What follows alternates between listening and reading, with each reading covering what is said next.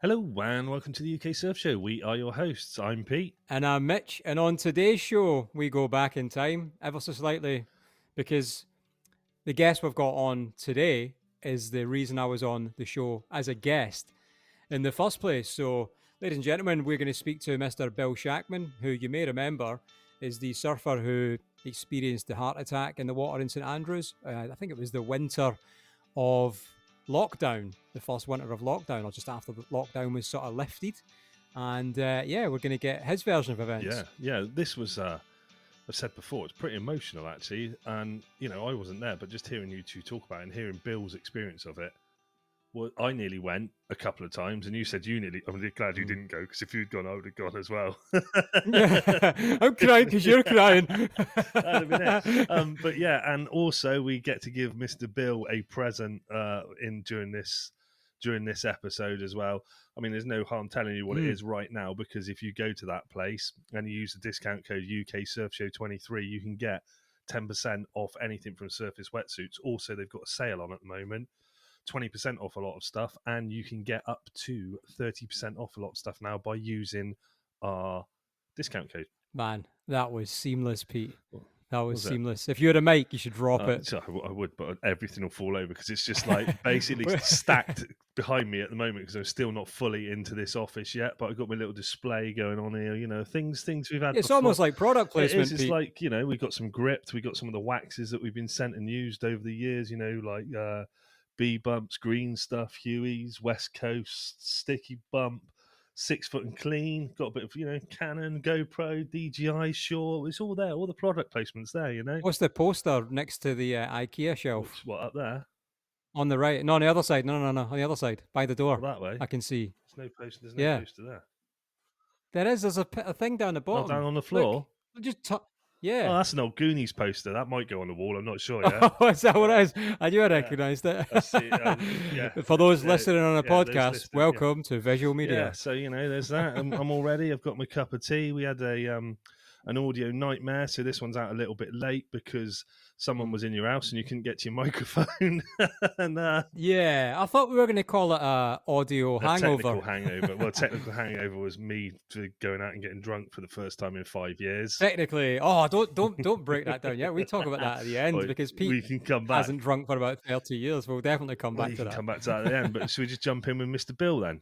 Let's jump in. Same night as Ben Larg, this one was filmed, so apologies for the GoPro footage if you're watching on YouTube. Yeah, it's savage. Yes. It's savage. However, we have now overcome that. We've got 2 proper cameras for any future content. And let's get into skateboarding dad, Mr. Bill Shackman. Cheers. You fucking out, do you?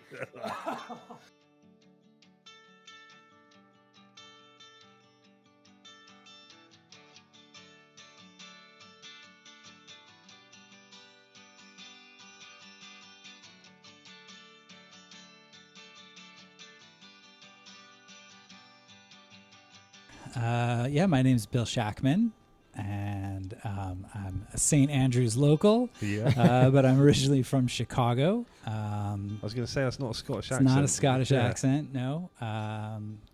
Grew up in Chicago. Family moved to Omaha, Nebraska. Very landlocked. Yeah. Where I was a skateboarder as a teenager, and then but I've lived here for the last 13 years. Nice. You're known as a skateboarding dad, I believe, as well. Yeah, I used to skate. Skate to pick up, skate to drop off. Love it. Yeah. And I guess there's how you two know each other is the main story of this. The start of this. Because you've been on the show before, and not on person, and I guess you're the reason why I'm on the show and even part of this show. Okay. Yeah. Specifically, in fact, you are. Well, yeah, it was. The main reason that Mitch got involved with the show is I saw a post he did, and I started chatting to him, and then he came on the show and never left. Never left. Now I'm the host. I was on as a guest. It was a life-changing event for you too. Yeah, for sure. Yeah. Good. So yeah. Well, Bill, do you want to say what happened on that day? Yeah, I mean, I it's a little strange. I don't remember anything from the day. I pieced together the whole story from everyone else's recollections.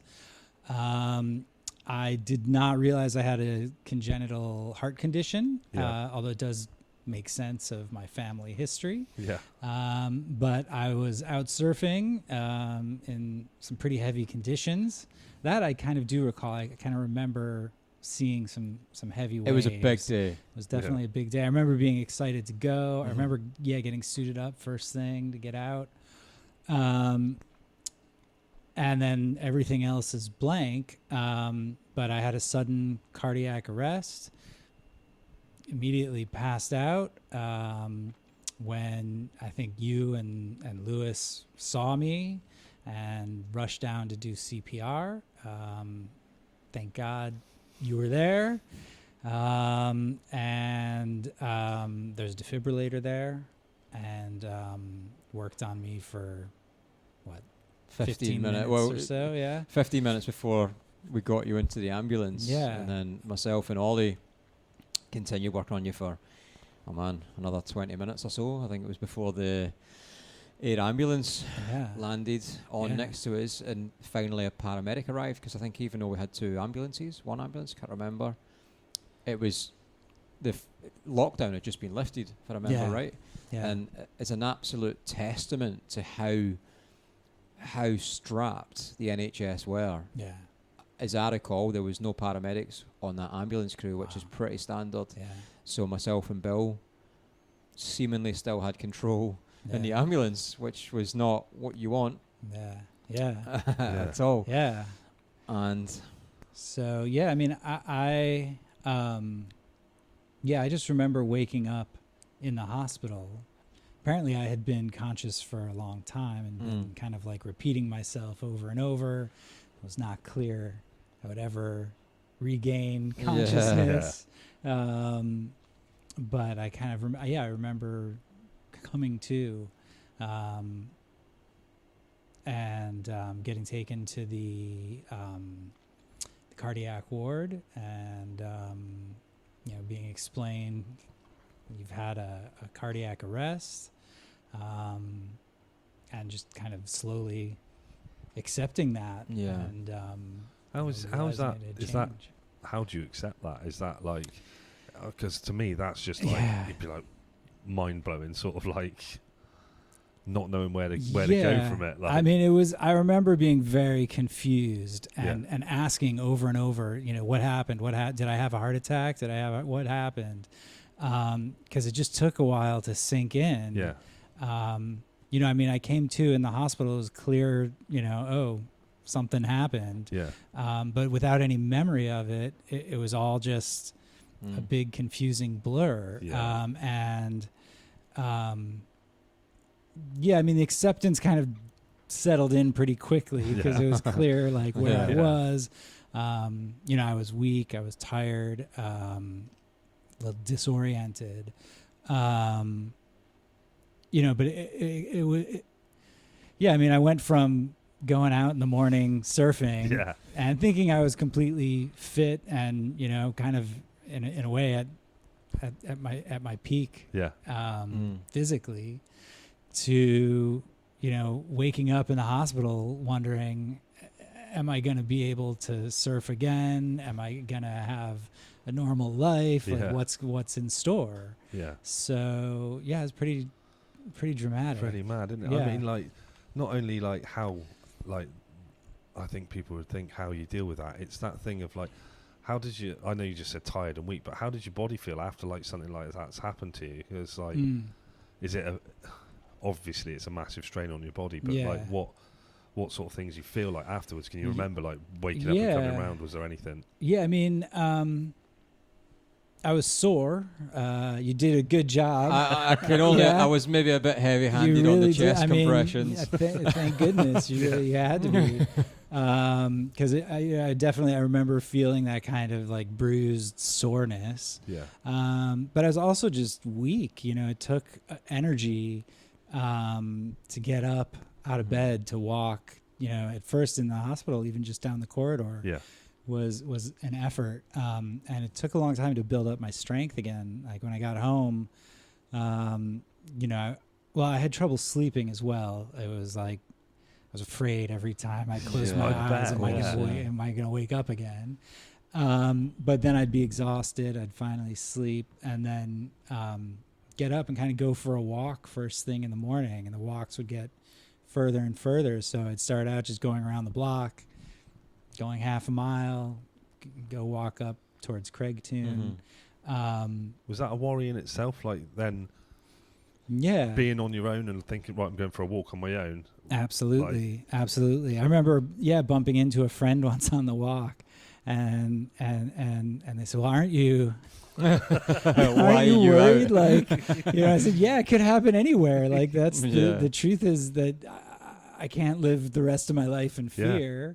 But it is like always, I suppose, in the back of your head now. But I just want to, keep on going, really. I don't know. You just gotta keep on. Yeah.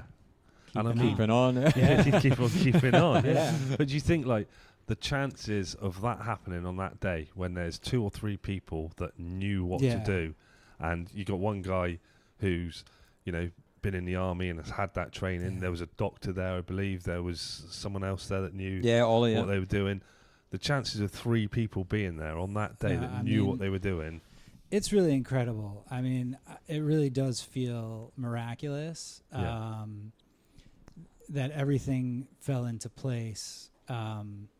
Normally I'll go out and surf at West Sands.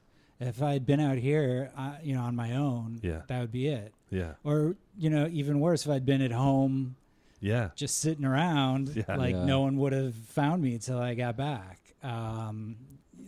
So that, that you saw me, Lewis saw me, that there was a doctor there who also saw, what's going on. I think there was a retired fireman who knew there was a defibrillator there. Yeah.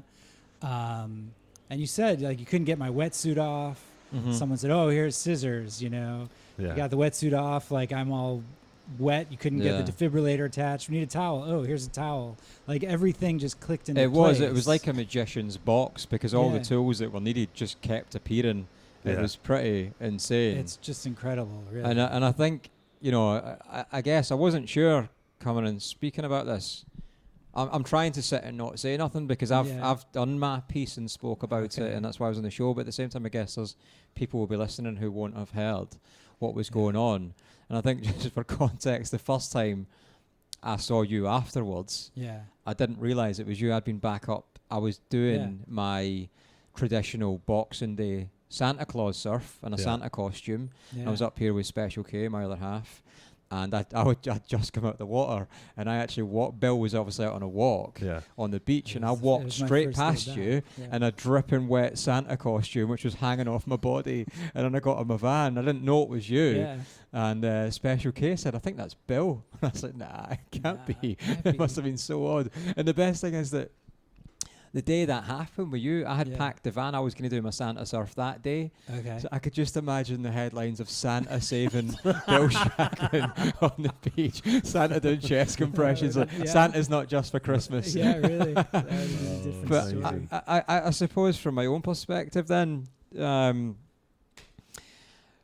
we've not spoke about this a lot. No, I know. And I remember, I guess we'll come on to that a bit later, but the first time I heard you speaking about this, I realised I'd never heard you speaking about this, was on a piece we done with ITV or Scottish TV, STV.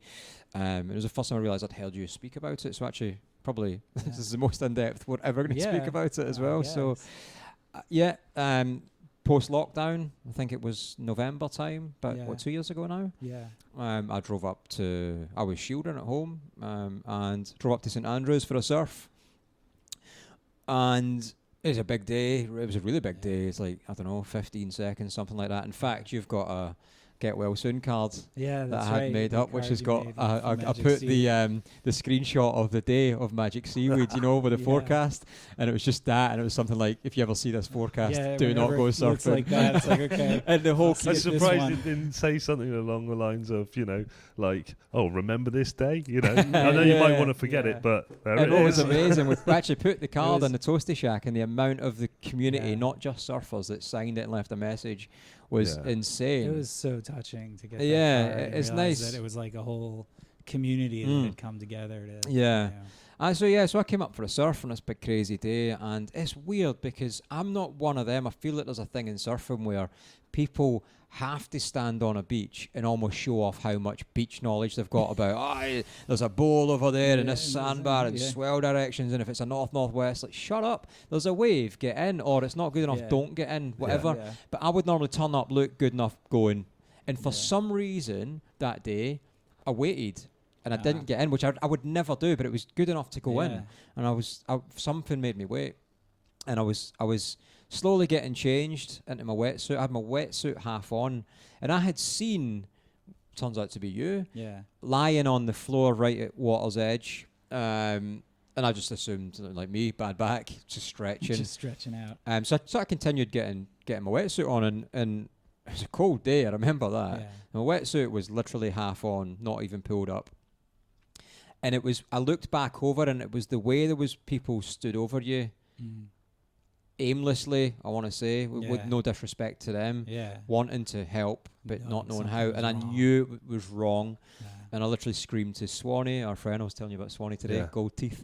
Yeah. Swanee to call an ambulance, and I literally sprinted down the beach, Wow. which is like wet, half wetsuit on, half naked, Yeah. and didn't know what was going on. And Yeah. you were white, head to Yeah. toe, white. Yeah. And I think I began CPR straight away. Straight away. And then a few more people turned up, but because it was such a big day, actually the tide was dropping out, it was going out, but because it Okay. was so big, it was surging up the beach every now and again. So sure. initially it was just me working on you, and it sounds an odd thing to say, working on you. Yeah, really. But every time a surging wave would come up, we were both getting engulfed. I was having to cover your mouth and nose. We were getting engulfed by waves, so a load of people helped, and we pushed you up the beach quite far. Okay. But once again, the same thing happened. But the next time we moved you up the beach, a board bag appeared to put you on to keep you off the wet sand. Okay. So somebody got a board bag, so I was working on you straight away, and then Lewis Hamilton came down. He Not the was racing driver. not the racing driver, No. 'cause I don't know what first aid Different training he's had. So Lewis turned up, and we both just worked on you. Yeah. And then eventually Ollie turned up, who Right. was, you say doctor, he's a gynecologist, Yeah. which is brilliant. And so between the three of us, we just kind of, Yeah. I guess, got into a rhythm, got into a routine. And there was so much going on, actually, that I think with hindsight, for me, if there was something I would have changed straight off the bat, would have been to control the crowd, if you want to call it that. Oh, okay. Because the amount of people stood round, Yeah. there was a lot of people There were a lot standing of around, a lot of people. people on the beach, a lot of people standing around, and that's not a problem, but the problem is everybody wants to help, right? Like, of course they Right. do. Yeah. But the amount of people there was people that wanted to help and probably had the same insight as us and could have helped, but there was people that wanted to help saying stupid stuff, Yeah. like really unhelpful. Somebody said you were dead, Yeah. and I think that was the point. I lost it and Yeah. told Craig, the fireman you mentioned, to Yeah, just get rid of the crowd. get outta here. Because they say the last thing you lose is your hearing. Yeah. Okay. So you might be unconscious, but some people hear stuff. Sure. So yeah, and that's not helpful to anyone, especially when you're working. No. And we ended up mouth to mouth, CPR, chest compressions. It was 15 minutes Yeah. before the defib turned up, which Right. somebody went and got off the Right. beach. It was about 15 minutes. And I think they say 3 minutes without oxygen, that's 50% chance of brain damage. And for every Yeah. minute after that, I don't want to say what the stats is, but it's quite Yeah, high. Yeah. So after 3 minutes, 50% chance of brain Yeah. damage. Yeah. You were without pulse and without breath for 15 minutes. You were Wow. agno gasping as well.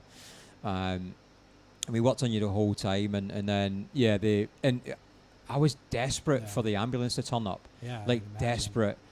and so we'd started the defib by then. So the defib came down, which I'm sure it was Swanee that went and got it, and it was literally on the wall on the car park. Yeah. That came down again. Cut your wetsuit off. Devastating to have to do that to any surfer. But the wetsuit came off. It was a nice new suit. Yeah, Do you know always. every time we've talked about any accident or something with a surfer, it's like, did they have to cut your wetsuit off? Yeah. Oh, it's just a touching feeling God. to anyone. So the wetsuit was off. We tried to dry you out with a towel that appeared as well, and somebody appeared with scissors. Like I say, it was like Krusty's clown car. Somebody just kept bringing stuff. Yeah. And then you're quite a hairy man, Bill. Yeah, I know. So it's not so easy to stick the defib pads to a hairy man. So we shaved you, and we got the pads on, and obviously the pads then do their own thing. The defib does its own thing, and it's literally voice control. It's literally an idiot's guide. It does everything itself. And it does a self-assessment of the casualty, and it will tell you whether a shock is or isn't advised. But at that point, once it goes through its own test, you can't touch the patient, the casualty. You have to leave them alone, because it could pick up a pulse from someone else, and where you might not have a pulse. And I guess contrary to belief, a defib doesn't start your heart; it stops your heart. It's a defibrillation, it stops your heart. Yeah. So that was the first point. Like I say, we've been working on you for around 15 minutes, and it was non-stop. It was the first point I was able to stop and look and see what was going on. It was the first time I saw the massive crowd, and I had a proper head wobble. I really lost it in that minute. I guess the situation had caught up, and that was when the defib said, shock advised. And I've never seen someone being shocked, and I've never actually I've used them like for training, but I've never actually used it on a person, which is it's violent. It's a violent thing. And I think we shocked you twice. And then that was when the ambulance crew turned up, and we were quite far down the beach. Now, I've speaking to, I guess, ambulance crew experts since, something I didn't know at the time, and it makes complete sense, because when I saw the ambulance crew turn up at the entry point, the slipway on the beach, I was kind of like, you need to sprint here, get here now and take over. I don't need to be doing this. And they didn't. They were just walking casually over. But what I now know is that no ambulance crew should do that, because they need to turn up, appreciate the situation, appreciate the surroundings, but not turn up tired for their own sake as well, so they can think straight. But there was just I don't want to call it a comedic error of events, because it's just a testament to how stretched the NHS was, like I said. But little things, for example, I'm told they should have set the spinal board up before they came down on the sand, and that didn't happen. So the spinal board came down kind of just in its, I guess, closed capacity. And when it was then thrown on the sand next to you. Then when it was opened up, when we were going to put you on it, the locking latches at either end were full of sand. So somebody had to run down to the water, pour water into salt water into it so we could lock it off. And we got you up in the ambulance, and myself and Ollie came in the ambulance with you. And that was a point. It's like, ambulance crew are great. And they were asking, like, the other person, can you get this? And is it, where is it? And it's like, I don't work in an ambulance, but my assumption would be that every ambulance is set up identical for that reason. And it wasn't. And honestly, it felt like me and Ollie had complete control still. And I get, like I say, no disrespect for the guys that were on there and the girls that were on there, but that's just how it felt in the minute.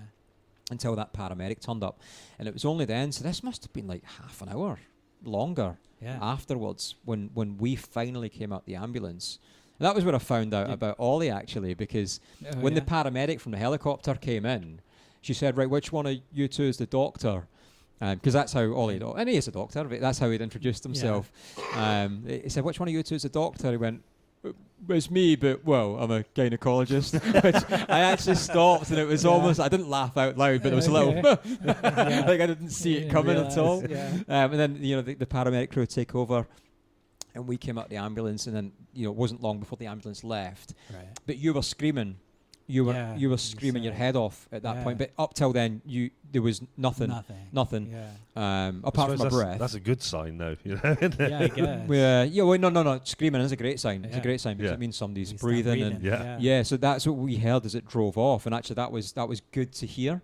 As weird as that might sound. But then, I think Sam and that from the Toasty Shack got me and Ollie a coffee. We were stood right by the Toasty Shack by this point. And I guess that was the moment where everything comes back down, back to reality. Suddenly my feet were freezing and I didn't know why. I had a coffee in my hand. My wetsuit was half off on a cold November day. I had no boots on, but I was still in my socks, my normal human socks. Because I was using my socks to get my wetsuit on before taking them off, you know. And then it just really hit. And it hit hard. And having not dealt with that kind of experience before, I didn't know how it worked. So I was like, well, I actually wanted to know how you were going to get on. Like, it was a long time with you. Yeah. I felt it. And so I called, because people knew your car, but nobody knew who you were that was in the group. Yeah. And so I called the hospital when I was driving home to say, look, I was working on this guy. I'd love to get an update if I can. And I went home, and actually it was Emily that called, your wife, and as if you didn't know who that was for everyone else. Much I remember. And honestly, she doesn't even remember calling me since I've spoken to her. She doesn't remember that conversation, which quite a state of shock. But and she just gave me an update. I'm sure you were conscious. Yeah. But did you have were you short on memory when you woke up? So that was apparently like I said, I don't remember anything at all from that day. And apparently I had been, conscious and kind of just stuck on this loop, asking what happened. Right. Did I have a heart attack? Was I at East Sands? Right. Oh, man, I hate East Sands. I just kept saying that over and over, something about that beach, you know. Yeah. And like I said, I don't remember any of that. Apparently I had a whole conversation with the family. All the kids wanted to check in and see how I was doing.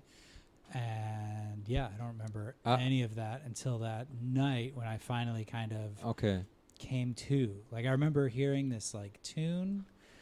Oh God, it wasn't Blah Blah Black Sheep, was it? No, it's like I play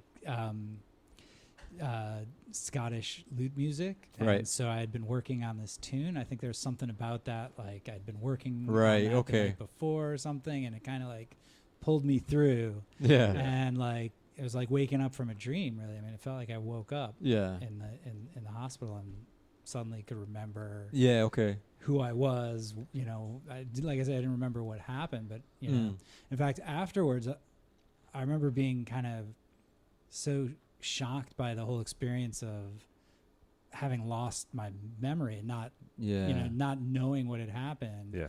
I went through this intense journaling period where I was just writing down memories from childhood, writing down memories from, travels I'd had and everything, just because I wanted to hang on to all these memories. All right, okay. Yeah. And the thing that didn't occur to me was that when Emily called, that additional piece hadn't even crossed my mind. You were just a guy in trouble. Yeah. Suddenly, I'm on the phone to your wife, and she's telling me about the kids, and I'm like, oh my God, I hadn't even thought of that stuff. Yeah. It's more than just a guy on a beach having a bit of trouble. Yeah. and that actually hit me quite hard. I didn't know what to say to her. What do you say? And what does she say? I don't know. And I liked what you said. I think I don't know if you told me or Emily told me, but your little boy. Yeah. I think he was disappointed that it should have been a shark attack or something cooler. Something better than just fall into the ground. Just fall over. Yeah. And I guess this is the point where I think it's why I came on the show, not because of the event, because by no accounts is this an isolated event. And these things happen all over the place. But there's two parts to this. So one was there was a realization for me, and it wasn't. What I'd done wasn't because I was a lifeguard.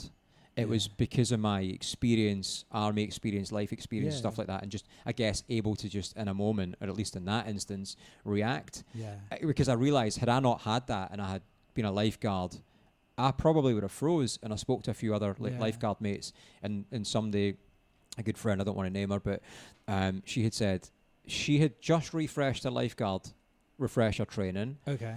And about 3 days after it, similar event had happened.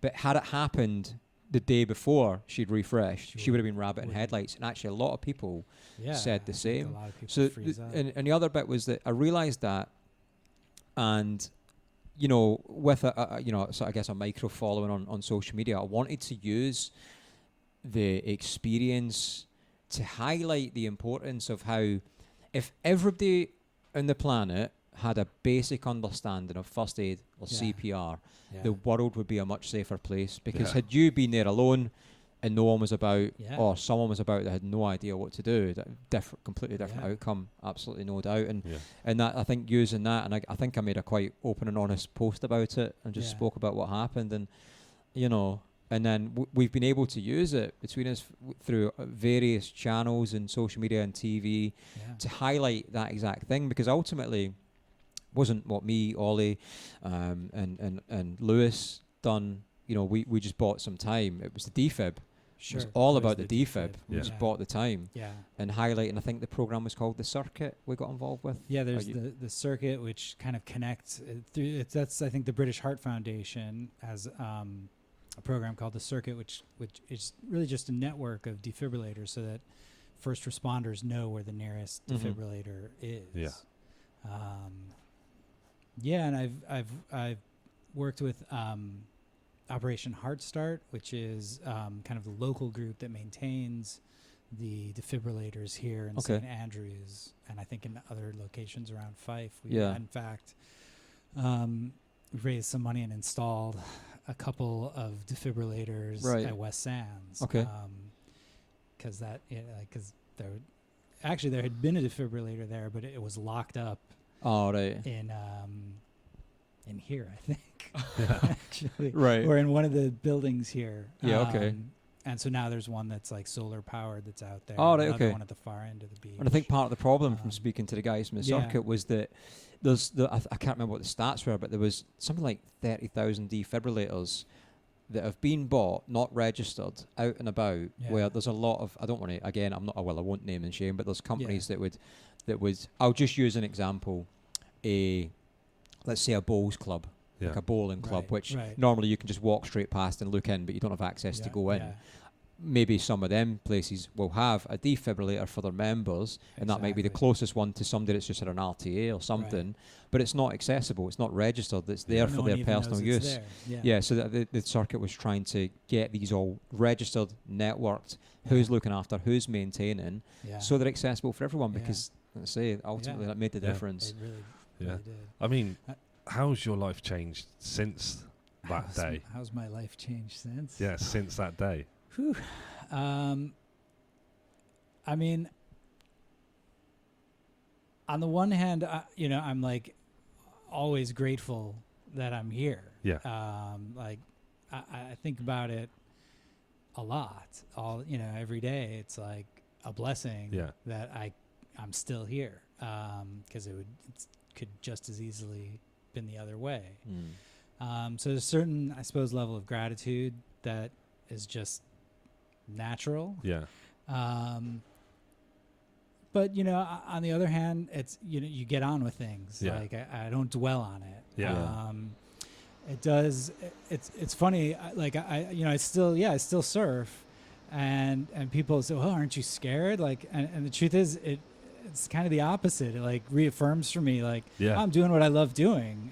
It's like life is too short to miss out on what you love doing because you're too scared. And it's true with everything.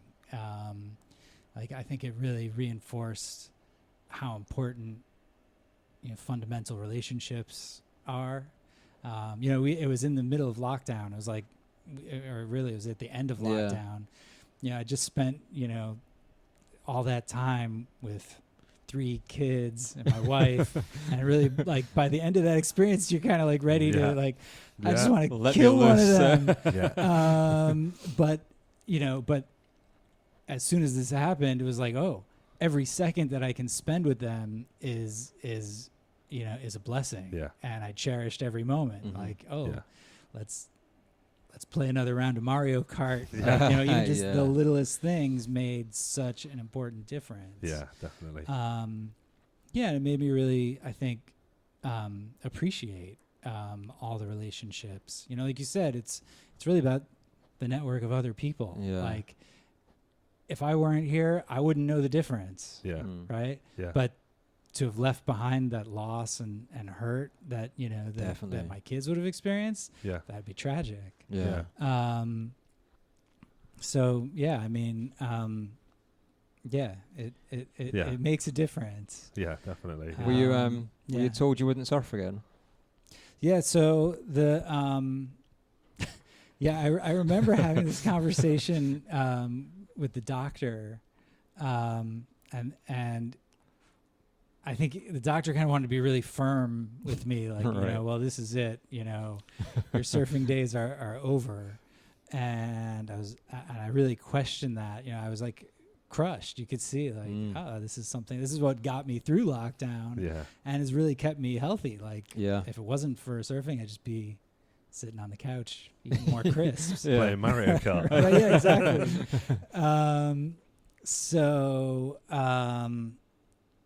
Yeah, so it really, it was like a slow process of kind of building up my strength, and then having the conversation with the cardiologist to say, well, I feel strong enough to do this, you know.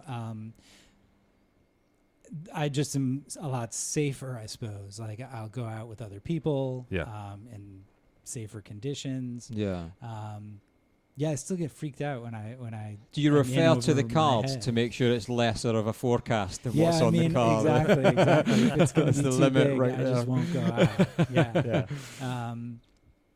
Yeah, in fact, I think that one time when we were at East Sands, Yeah. I was out, and sometimes if it's getting heavy, you know, my stomach drops out, and I just think, Okay, you know right. what, I'm not enjoying this. Yeah. I need to Is go. it like I need to a go bit back like to shore. post-traumatic stress where Yeah. it sort of starts coming on again? And Yeah. you're like, no, this feels too familiar. No, I'm out." Exactly. Yeah. And it's something about East Sands too. Like, it's something about that place. Like, I'll be out at West Sands, no problem. I'm just having fun, Yeah. enjoying it, and then, but like, I'm back in that same place, Yeah. and you know. Well, you're it's forced like to. Sometimes a just location afraid. can force you to a memory, and it's obviously Yeah. a potent memory. Yeah. Like, it's Yeah, always gonna Really? take I you thought there. it would be a great memory. Yeah. No, it's pretty, you know, it's pretty dramatic. Actually, I remember the first time, you know, I went back out on the pier and just walked all the way to the end of the pier, and you're just standing there in the middle, you know, and it's like someone had seen me out surfing out past there, Yeah. and just thinking I could have wound up, you know, here. Yeah. Yeah. And it was just, you know, just a really emotional Yeah, definitely. experience. How long was it before you got back in the water? Can you remember? Let's see. Well, I guess it was probably about 6 months or so, because I think that in June or July of that year, because that was in the winter, right? It was Yeah, in that's right. December. Yeah.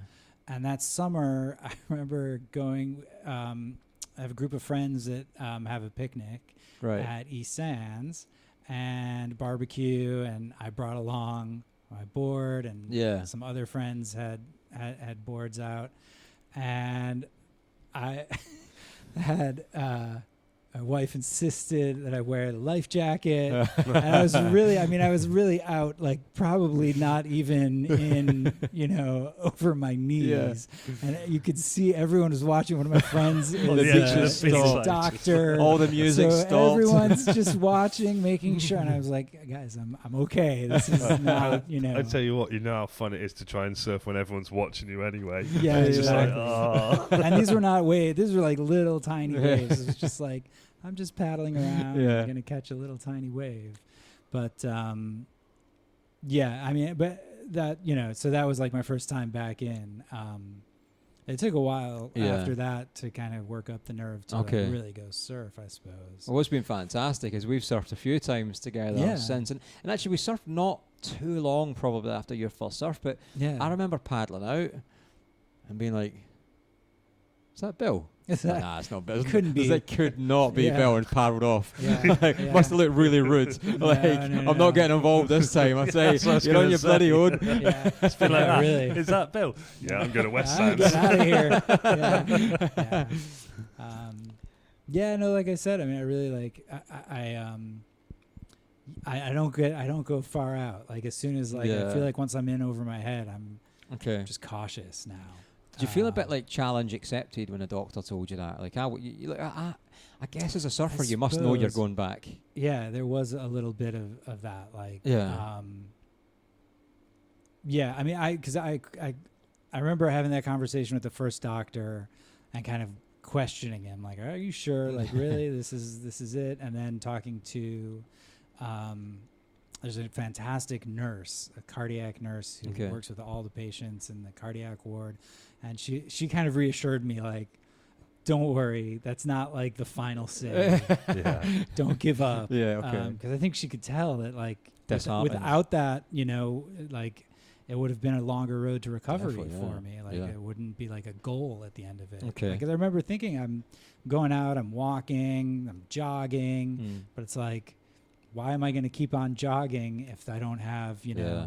something at the end of that? Get ya. Which for me is getting back in the water. Yeah. Did that Also, change your outlook on your work? Because yeah. what you were saying earlier, what your job is, I wondered if everything that happened there then changes the way you think about conversations or the way you engage in conversations Yeah. or anything like that. Yeah. Should probably tell people what you do, actually. I mean, it's kind of a longer story because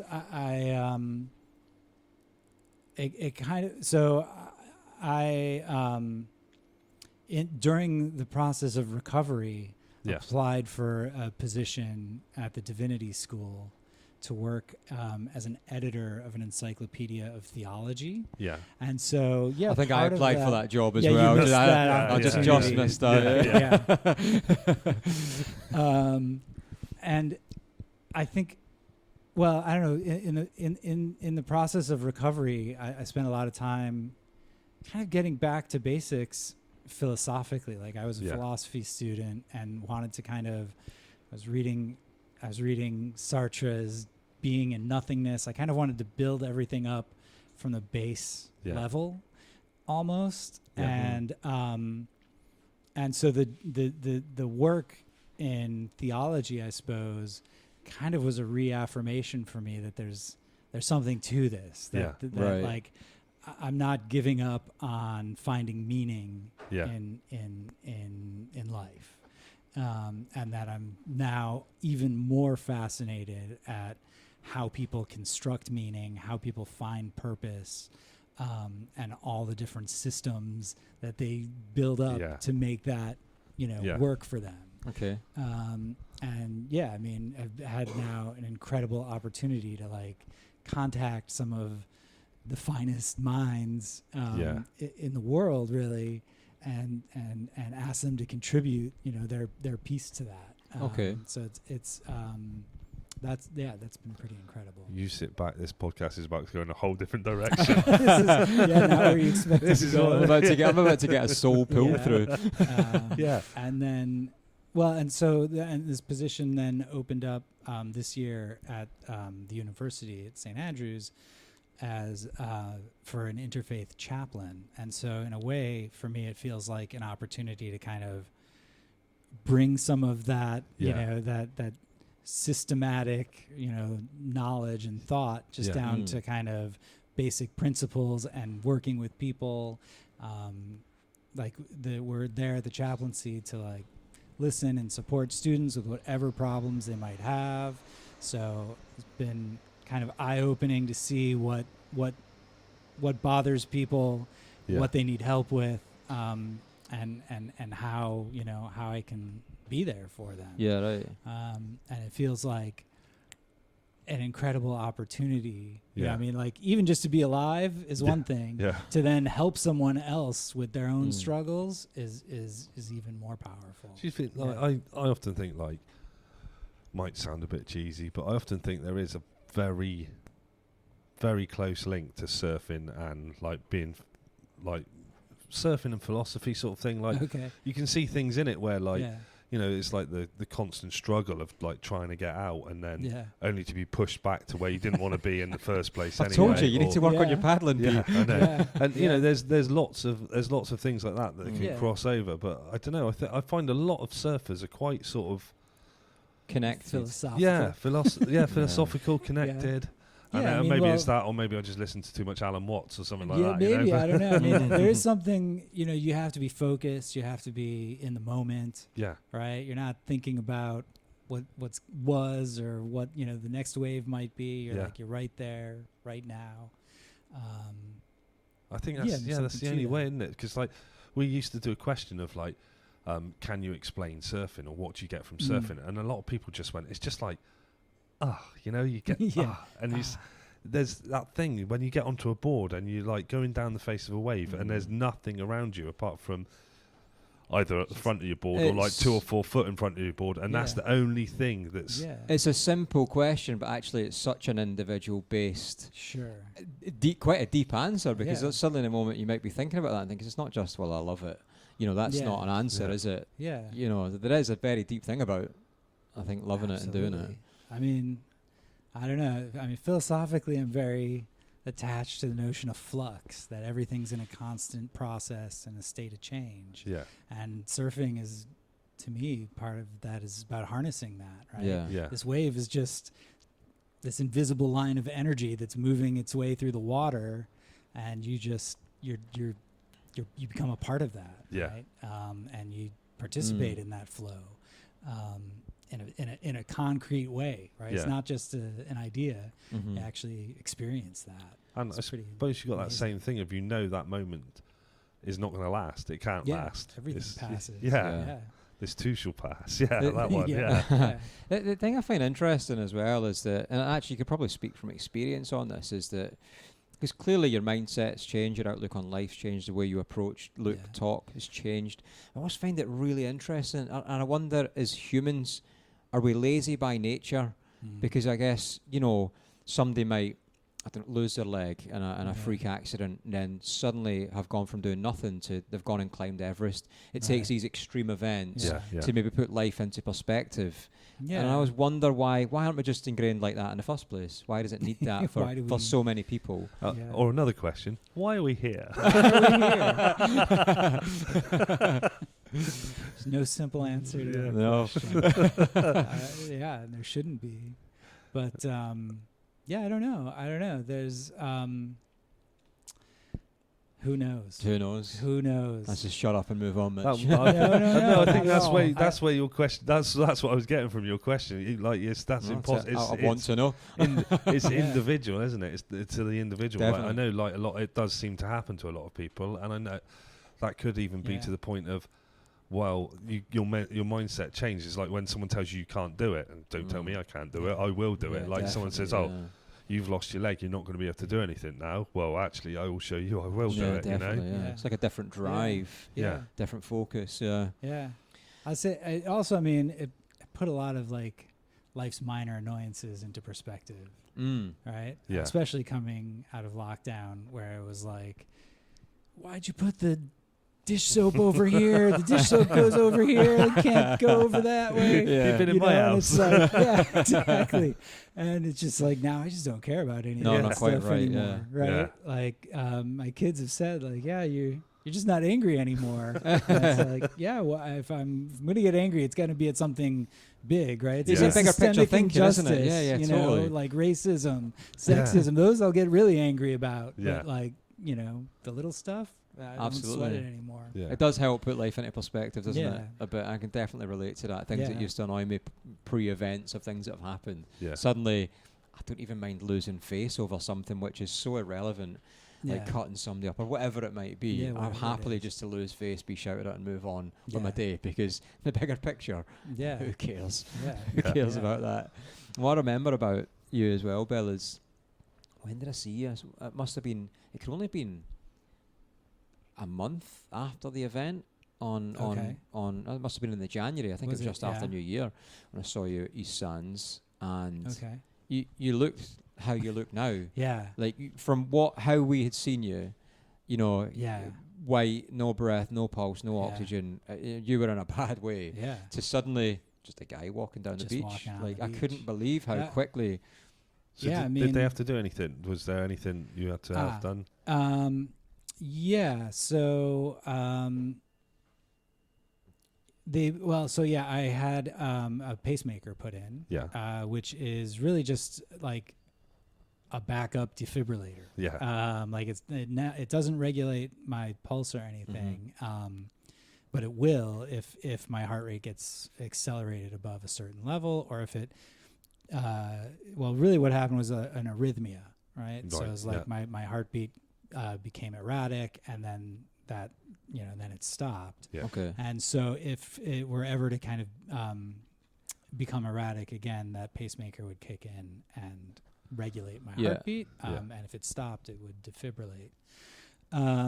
So there's that. And then I take a beta blocker, which slows my heart rate and keeps it steady. So, so that hopefully would prevent anything like this from ever happening again. The pacemaker actually comes with a double USB slot, so you can Yeah, charge you your could phone charge from Bill. anything from It's there. great. Yeah. I don't want to tell you where the plug is, but I was going to say the same thing when you said it was a gynecologist. I was going to say, don't do mouth to mouth there. But I didn't go that deep. well, we're going to. I'm going to put this mic down a minute. I'll Okay. ask you to just hold your mic for a second, and I'm going to pass Pete this camera. I'll switch it on. This is good. Good podcast bit. You silence. can cut this a bit out, Pete. Oh, wait. I've not switched it on yet. Right. So there you go. Right. That's already going. So Pete's going to move. I'm going to hold this here. Okay. Watch your headphones. You would have walked away there. Right. So I'll wait for Pete to get in place. Okay. Whoa, what's happening? Yeah. So, from the event, as we've discussed, nobody likes their wetsuit getting chopped off their body. It's a horrendous experience. Yeah. And Srface wetsuits sponsor the UK Surf Show. And we spoke to them about the event. For real? And so from totally Srface and from us, we'd like to say, oh, thank you so much. sorry about your wetsuit. Really? I can't help with your ribs. That's so nice. Oh, I'm really touched. And feel free to rip that open if you want. Yeah, you can put that down. Yeah. So hopefully keep you nice and cozy. Okay.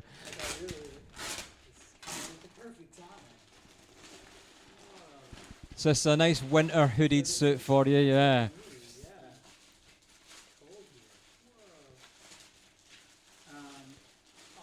And this is Ulex as well. So this is the most economical suit on the market, most sustainable suit. That's incredible. Look at that. Aw. Cool. That is so great. Thank you so much. Pleasure. Yeah. Wow. I'm so excited. I hope we get some waves. Absolutely. I can't promise the Try waves. it out. Yeah. I can't This promise looks the waves. Warm. Wow. This is. I think it's a 5'4", I think as well, yeah. Yeah, it feels incredible. Whoa. Oh, I'm excited to I try hope that it's out. the right size. It was really Looks about hard right. to get Emily to go through your old receipts from old suits to try and size you up without Oh, her really? asking you straight up. That's cool. I've probably put on a few pounds since the last time. Oh, that's so nice. So we've been trying for such a long time to replace that, and That's totally previous unnecessary. attempts had failed. But yeah, thank I'm you. glad we got there. Yeah. Oh, that's so cool. Wow. I'll give you that one in a minute. So I hope that fits. I'm not going to try it on right now. Oh, it's part of the podcast. You can't have it. Yeah, when I first put mine on, I thought this feels a bit tight, and then once you get into it, it stretches out. into you. The Srface wetsuits, Oh, cool. And mine's been absolutely fantastic. I've loved it. Okay. So I've felt that I think it's probably the warmest I've felt in a wetsuit where you still feel like you can. You know, once you get a thicker suit, sometimes you're a bit restricted. You Yeah. still feel like you can move. Previous attempts had failed, but thank you. I'm glad we got there. Yeah, well, that's so cool. So we can't promise you the waves. We've been looking for them ourselves. They'll be here eventually. Like, we often ask people what's the best and worst wave, but I think we already know your worst wave you've ever caught. You know what? It's funny. I think about that a lot because I don't remember anything from that day. It's like my dad kind of awfulizes things. He had this real negative, like, oh, you must have been struggling out there and you must have been having the worst time. And I was like, you know what? I can remember this however I want. Like, I hope that was actually the best wave I ever caught. That's a great outlook, life, you know. And I made it back to shore, and then I was out looking at the wave and thought, all right, I'm done. I'm ready. Yeah. You know? Who knows? I like the idea that you actually did have the wave of your life and you've got no idea. I have no no clue that it happened. Yeah. Probably the worst. The biggest barrel ever. Everyone's like, oh my God, look at that guy. Who knows? Who knows? Can you get overstoked? Well, I think you've just proven the point. Yeah. So how's the future looking for yourself and the family? You got any plans? Future's looking good. I mean, just the usual. Trying to think ahead to the summertime. Have a conference in Finland I'm going to. I'm excited for that. There's a big conference here at St. Andrews that I'm a part of, so looking forward to that. And then turning 50 in the summer. Okay. And so hoping to get back to the States and go camping with some old friends. Oh, amazing. Mark that. Yeah, that would be fantastic. So, question on that, which was you saying go back to the States. You say you grew up in Chicago and Chicago, Omaha. Yeah. Say it so when properly. did you Chicago? There you go. So when did you start surfing then? Because if you were landlocked, was it you came here or? Let's see. I guess so. I skateboarded as a kid, so I was always into board sports. Yeah. You know, and then my sister is a yoga teacher. Her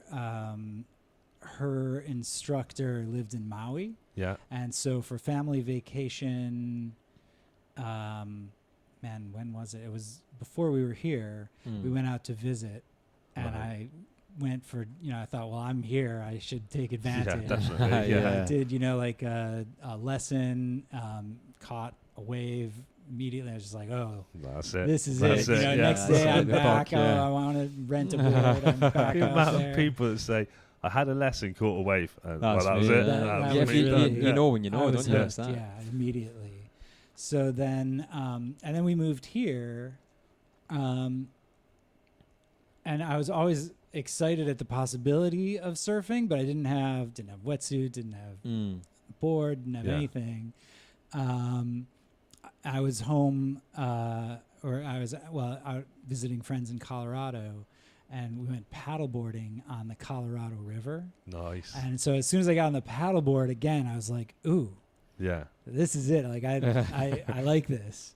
And when I got back, I realized, if I have a paddleboard, I can go out if it's flat. If it's sunny, I'll just go paddle around. Yeah. And when there's waves, I'll go. You can take waves off everyone else. Yeah, exactly, exactly. And it's so cold here too. Like, stay out of the water. I try to stay above the water. And so that was what really did it. Then I took the plunge. Yeah. Got a board. Got a wetsuit. And now there's no turning back. What about the kids? Are they into it? So, in fact, all the kids have joined me on In fact, I think I've been coaching here and the kids were on a session. The youngest really loves it. And he'll come out. In fact, he just said the other night, when can we go surfing again? Nice. And I said, as soon as there's some waves that we can catch. But, so he'll join me happily. Yeah. The older two, they've been there, they've tried it. I don't think it's for them, but I think they're glad they've had the experience. Yeah, definitely. You don't want to push them, do you? No, I don't like to push not. mine. If they want to do it, they can do it. If they don't, sometimes they'll do it. They'll get back into it when they're older as well. Yeah, you know?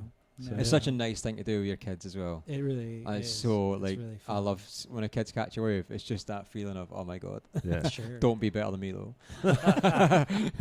Not hard. True. No argument. But yeah, I mean, thanks for taking. I think I could go off in a different podcast and start talking like philosophy stuff with you all Okay, we night. can- But we can I would be catch us completely later out. in the philosophy podcast. that's it. But thanks for taking the time to Yeah. come and see Well, us. thanks for having me. I'm glad just so to be glad to here. have the opportunity to talk to you about it. Yeah, I feel definitely. like Yeah. there's just no end to my gratitude You to don't you. have to have any thanks but to any of us. I do. I understand. You know, Like, it just- should be. It's almost a duty. Anyone Yeah, with the sure. tools in hand Sure. should be Yeah. helping out on something Yeah. like that, and that's why it was so important to talk about it and Yeah. try and get. And in fact, that's why Pete and Leighton, who are hosting the show, they actually went away after hearing my post about learn CPR. You Oh, went and yeah, done I a went and course, learned didn't you? CPR, Yeah. Yeah. Oh, good. Yeah, and then it was that Scott started speaking to you. Mm.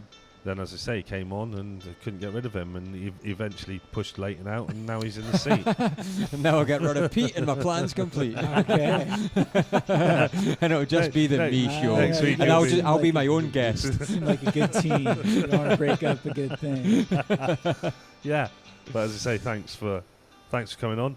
Glad Yeah. you're here to come on, and Yeah, me too. yeah, enjoy Great. this Surface wetsuit. Yeah, thank you. I will. Absolutely. Oh, I look forward to seeing you in it. Hopefully sometime Yeah, soon. hopefully sometime soon. Amazing. That'd be great. Thank you, Bill. All right, thank That's you. been great. Yeah. Thanks for that, Bill. That was Yeah, that was. go on. That was I think emotional is probably the Yeah. right Yeah. word. You know, I realised that I hadn't really heard Bill talk about this that much. Yeah. You know, we have spoken about what happened, but not massively in depth. So listening to him tell his side of events, yeah, it nearly got Yeah. me. I'm not going to lie, and I'm not ashamed of I that either. It's an I emotional suppose day. you're not really used to listen to anyone else talk, are you? Really, either.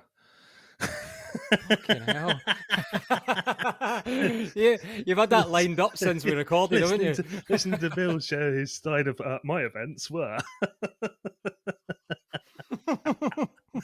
It's funny because it's true. Fair. Fair. So yeah, What a great guy, it, though. it Eh? was amazing, wasn't he? And I mean, like, just not even the stories of like the main story on that is how you came on the show, how you saved his life with other guys there, and everything that happened. But he's just an incredibly nice guy as well, you know. And like, he's one of those people you feel like you could just chat about with anything for ages, you know. Yeah, definitely. Really, really intelligent guy, like way above our level. I think you probably connected with him on a Philosophical, kind of philosophical level as well, which I actually just remembered I was using the lines from that when we recorded that night, because I think you said something along the lines of how surfing is like life, and it's, you know, about getting knocked down and getting Yeah. back up. And I think for the next 4 or 5 episodes, I used that line with the Yeah. guests. Yeah, he did. Because I As if it remember was sitting my there own. thinking, "What a prick!" Fucking But yeah, really cool guy, really into music, yeah, just really into skateboarding, like I said, when he was a kid, and massive into surfing. And it was really good to then. We hadn't planned to surf together. I just went back up to St Andrews one day for a random surf, and just so happened to bump into Bill in the water. I don't even think I knew he was surfing yet at the time either. So it's just like, is that Bill? I swear I just paddled past Bill. nice. Was he in his Surface wetsuit? Well, no, we hadn't given him it at the time, had well. we? It was in a suit that I'd cut off him, stitched back Do you know together. what? I honestly can't believe how nice like Surface World should say for that, really, because we just said we're going to see this guy, and it's the guy that Mitch saved on the beach, and he had his wetsuit cut off, and the guys at Surface were just like, "Yeah, we'll send you another one." That's They couldn't have been nicer So nice. and more forthcoming with that. Like, that's such a nice thing to do, because I think I've definitely heard enough stories, I'm sure you have, of people haven't had their wetsuits cut off, and like you said in the thing, you're always like, how new is the wetsuit? Because I'm cutting it off, and it's just a devastating thing to have to Isn't do. it? Like, is there no way you could operate with this wetsuit on? Just a I little don't bit care of where the keyhole bone's sticking surgery through. through there, or something like that. But oh man, So to have it replaced in Surface, yeah, thank you so much for being like I say, they were just so welcoming. I didn't even have to explain. They didn't want anything in return.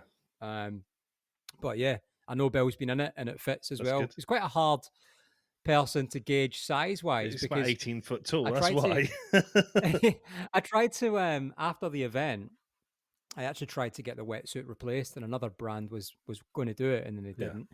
And I set up a chat group for everybody that I could remember was involved that day, to try and gauge what size people thought it was. And bearing in mind, all we had a point of comparison to was essentially, a corpse on the ground in a wetsuit, half shaved, and just white and pasty.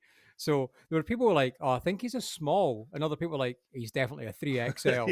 It was like, where do I go from that? I don't know. I tell you how I know it's someone's size. If I stand next to them and they're taller than me, I think, fucking hell, you're tall.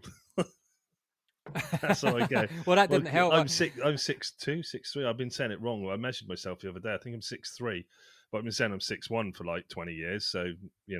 Oh, really? I'm the other way around. Right. But I guess the only way then, for using your logic, I could have measured to find out what size wetsuit Bill was to stop the ambulance and ask if I could lie beside him. Excuse me, before you put me left. neck, can you just get a tape measure a minute?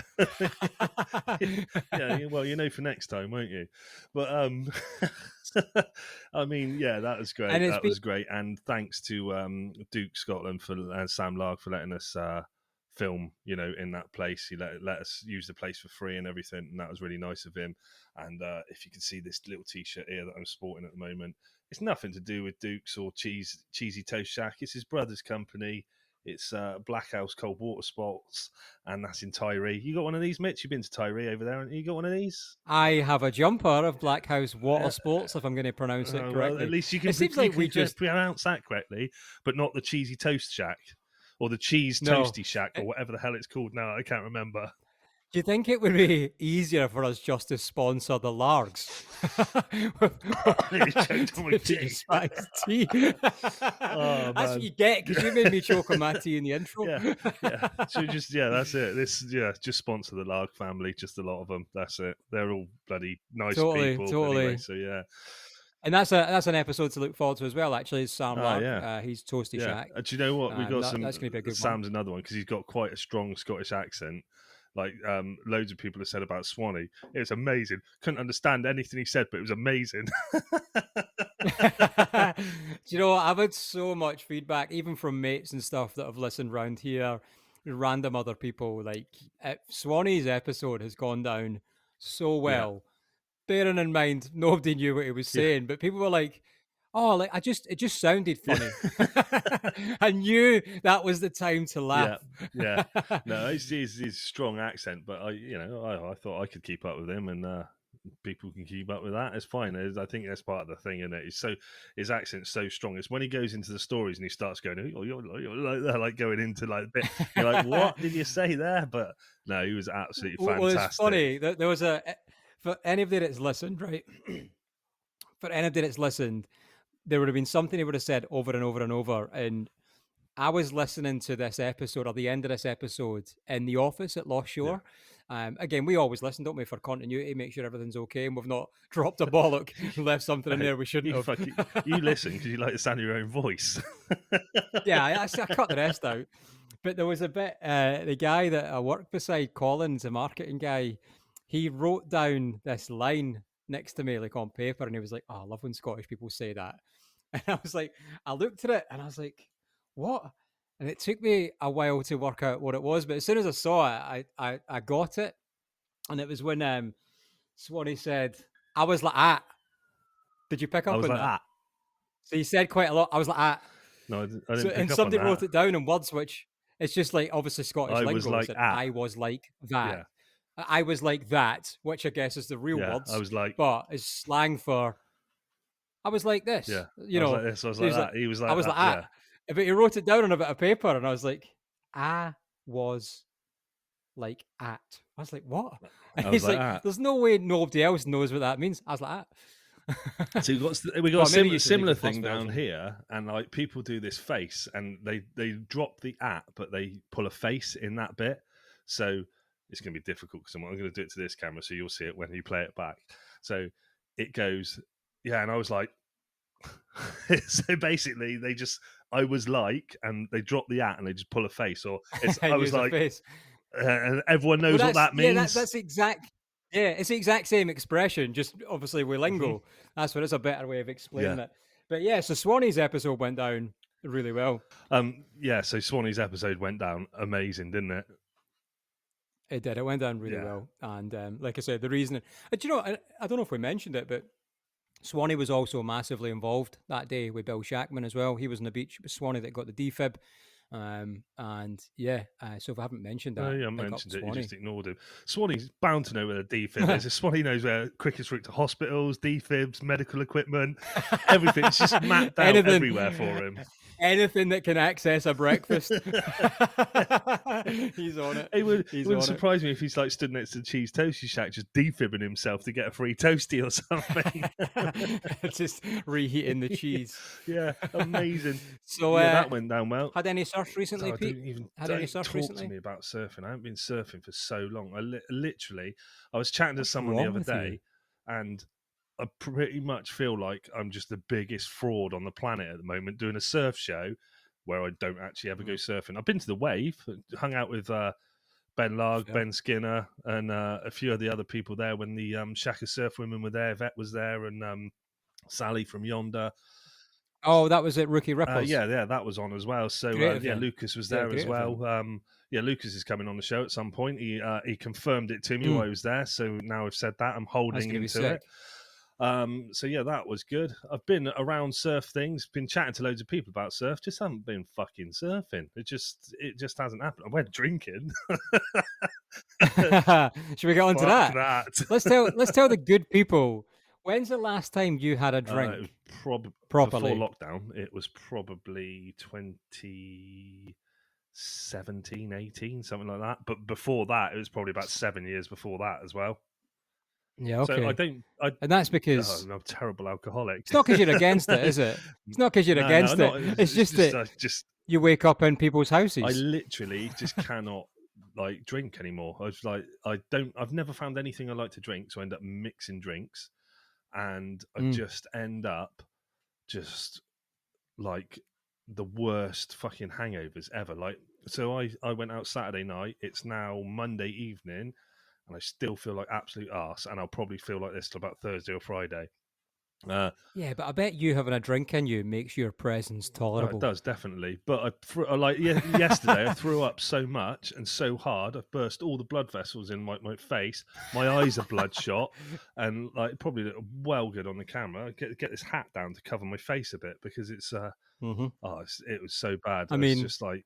I tried to talk to you yesterday, and you just weren't engaging in any conversation. I was literally bad. Dead yesterday till about 6 o'clock last night, and but yeah, no, but that's just an age thing. I know, you know, multiple day hangovers. Like I swear, past 30, 30, then you get 2 day hangovers, and that's it. So yeah, no, I never drink, but it was a good friend's birthday, and loads of my older friends that haven't been out for ages were going out, and there was a band playing that was playing like music from a club. Like we used to go to this club where I live in early 2000s, around that sort of time, and they used to play all sort of like, it was a bit like emo, a bit sort of skater punk music, sort of stuff like that. And there was a band called I can't remember even what they were called now, but they were good, and they were playing all that sort of shit, and it was really fucking good. And I spent all night dancing, drinking. Loads of people I saw were like, "Oh, are you drinking? I'll buy you a shot." Fucking hell, what's wrong with people buying shots? That's the way it's supposed to go. Fireballs, apple sours. What's those things with that kill you? The Jaeger bombs. Jaeger bombs. And was it Carnage? Was it Carnage? It was good fun though. It was a good night. But yeah, I won't be doing it again for another 5 or 7 years. So that was. Maybe we can do one on the Wales trip. Fuck that! I'd be useless. Wales trip. Let's talk about that.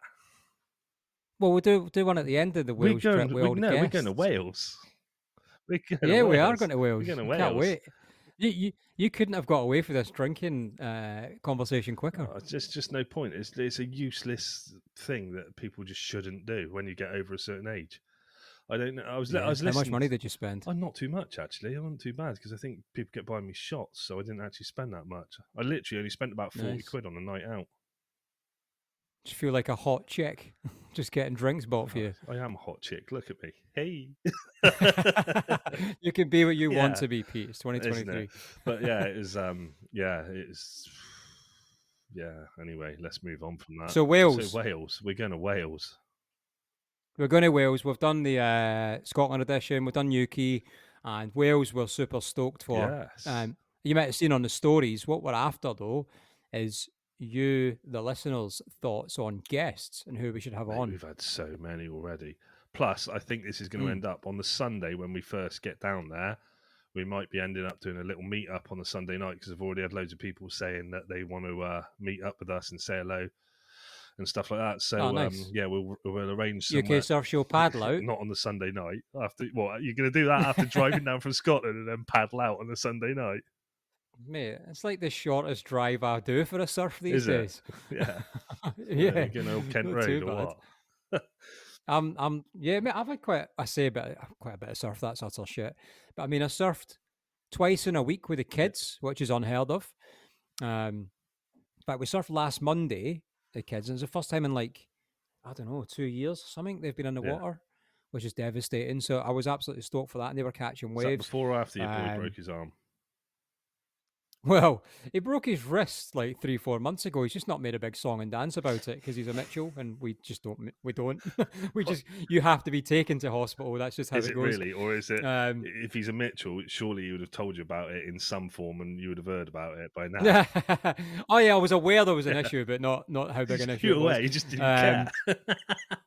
So yeah, literally the day before, or a few days before we ended up at A&E, we went surfing, so he was popping up all day long. And then he went 10-pin bowling the day before we went to hospital. So all these things help, I'm sure, in recovery of a broken wrist. Oh yeah, it's got to. So we had quite a bit of surf. I had like a good 3 days of it last week. Stayed at my mate's caravan at the Old Kent Road, which, well, still people don't know what that means yet, but they will do soon when that episode gets released. And it was, it was nice to get more than 1 day's worth of surf, as in, a run of days. I think we surfed for 3 days. Me and Seba the first night. Didn't expect to surf the night time we turned up, and the swell arrived. It was small, but it was fun. Yeah. And then, man, I think it must have been the Tuesday then, or the Wednesday. It was just like maybe head high. It was pretty clean. And I just surfed shit. Like, it was so annoying. And then when it started to drop off, then I started surfing well again. And I was like, oh my God, why couldn't I have done this on the better waves? But it was cool. I was surfing with Craig McLachlan, who's a Scottish surfer. No, not that one. That's no, Craig not that McLachlan, one. Not that one. He's, that was it. Yeah. Also based, just been picked up by Quicksilver. Incredible surfer. Like, watch this space. He's going places. Yeah. And little Finn McDonald as well, another little charger. Man, they're just busting out airs left and right, and it's so good to see because I've said this a few times, but for other Groms or newbie surfers to see people at their local break doing these sort of big, powerful turns or throwing massive spray or landing airs or even trying airs, that's so contagious to get somebody to be like, oh, that's actually within reach. Even if it's not, they still might try it. And I think that's so important. So seeing these Groms do that stuff, man, it's so inspiring. Yeah, definitely. So I had some good surf. Yeah, so that then had nothing to do with the Welsh trip that we're going on, but that was Mitch's little sideline. Well, there should be some surf in Wales. There should be. So we're going to be staying at Rest Bay, and someone has kindly given us an Airbnb to stay in for the week, which is absolutely amazing. Very kind. And we will give you more on this of where it's going to be, so you can all go and stay there and rent it out for the rest of the year because it's an amazing place right on Rest Bay. And then from there, we're going to be going like around the Gower and stuff as well. And we've got people. We've had a lot of requests to have Chris from Logfin Co. back on, but he's a massive. So we'll definitely have him. And he's busy with someone's sister. We'll definitely have him back on the show because he's great. And we've had a couple of requests for different people already that and multiple people have requested the same people. So we will get through them. But yeah, as Mitch said, if anyone has got any requests or thoughts or anything of who we should get on, we're just going to speak to the Shaka Surf women. There's loads. So just I chuck heard them about over. a guy. I think I'm sure he was called the wetsuit repair guy. I think he's based out of South Wales somewhere. And it'd just be nice to get, because we'll all talk about which wetsuits we think are best. And do you know what? You'll see these all the time on like Facebook, surf groups and whatever. And someday will post saying, oh, what's the best winter wetsuit for Saltburn in December? Now, you would get the exact same response if you just posted the question, what wetsuit do you wear in December in Saltburn? Because it's just going to come down to personal preference. So it's a bit of a bollocks question to start with. So we thought, let's take away the branding and let's have somebody who deals in which fucking wetsuit do just you repair fixing most? wetsuits. Well, yeah, exactly. Because they'll come with a non-biased, I think, non-agenda perspective of that suit. So I think it'd be quite interesting to hear. Yeah, definitely. But yeah, so there's quite a bit of information on that show today, wasn't there? And old Bill Shackman's been on. I'm glad we've had him on now. And Wales trip is going. Leighton's popping in. I'll just chuck that one out as a bonus episode at some point when that comes out. And if we get time, we'll chuck some Buy Me Coffee bonus content on as well. Don't forget to subscribe on the YouTube. On the YouTube and on the Instagrams. You're so old. Hey, you just told me how old I am with a 57-week hangover or whatever it is. So, yeah. Well, two things before we wrap it up. Then. Firstly, I just wanted to give a huge shout of congratulations out to Luke Dillon for taking up the role as the head of performance at British Surfing. I think that's fantastic news. I think British Surfing is in the safest and best possible hands it could be, given that that's somebody that's competed at the highest level but is also able to coach at the highest level, which I think are two very different things. It's one thing being able to do and it's one thing being able to teach, and not everyone can kind of combine the two. And I think Luke Dillon will be the perfect person for Given that. as he's a mate of yours as well, it'd probably be an interesting fact to get him on the show at some point, wouldn't it? Yeah, it'd be great to get him on. Yeah, Luke, if you're listening, jump on. I love the fact that you string out these little people who you're mates with or you chat to, and you're like, oh yeah, could have got them on the show. It's like, why don't you then? Well, where are you going to be looking September? Anywhere near South Wales? October, mate. October. Oh yes, October. Yeah, right, yeah. First week of October, is it? And last thing, first week in October, because it's finishes the day before my birthday. Yeah. And last point, I think last time, because I was just bringing up things that annoy me in society, I just wanted to finish on this. People that will do 37 miles an hour in a 60 and then get into a 30 and continue doing 37 miles an hour. I've been stuck behind so many of them people this week. It's fucking it's normally, it's 37 Come 40, on. isn't it? They do 40 and a 60 and then it'll go down to 30 and they'll still do 40 and you're like, what's going on? Oh my God. Or stressing me out. This is bad. I've been behind middle lane drivers on the motorway all week, so I don't want to talk about that. But, do you undertake them? Well, in legal fashion, yes, I do, because I'm maintaining the speed limit. So yes. Just so happens you're swerving in and out. Handbraking it and everything on the motorway. Yeah. Well, anyway, until the next time. Stay classy. San Diego, take care of yourselves. San Diego. It means whale's vagina.